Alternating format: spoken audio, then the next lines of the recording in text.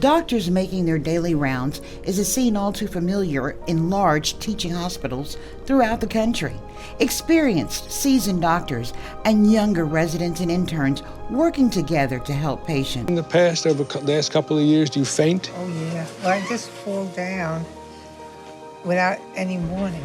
I'd be walking in the street merrily along the way, and then I'm on the floor. The bedrock of these teacher-student relationships are mutual respect and professionalism, honest and clear-eyed review of the data and test results, as well as collaboration and consultation.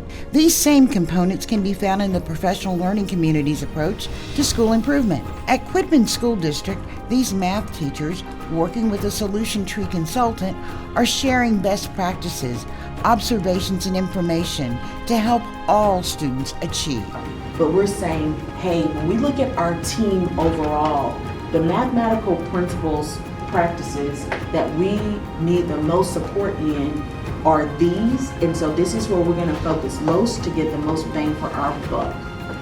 So in geometry, when we start talking about different angles and they have algebraic expressions and we have to solve for a variable, which would be a kind of a type of modeling, but it's not from a word problem. So our method is GAG.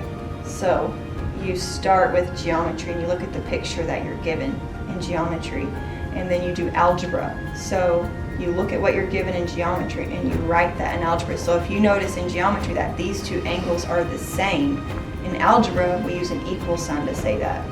So we're going to write it with an equal sign. And then we come back to geometry to state our conclusion. Okay, so that angle ended up being 35 degrees. So it's a geometry, algebra, then back to geometry. If you read something and you don't know the math skill that associates with that, it's almost like just jarbled words. Like Right. You have no idea, it makes no sense to you. But when you start getting into, especially into the higher algebras and stuff like that, you start to see this terminology. It could be something like compound interest. Like you ask a 7th grader to know what compound interest is, they don't know the slightest clue what to do. Okay. But if you talk about in algebra 2, is that probably where you start talking about how interest that compounds annually or something like that, or biannually, then all of a sudden then they know how to take that and put it into the math equation. So what I think I'm learning is the vocabulary from one to the next is on a progression, right? So for us as a team, we are going to have to make that explicit to children. So these areas, when we look at our data and how we're performing in areas that they continue to struggle.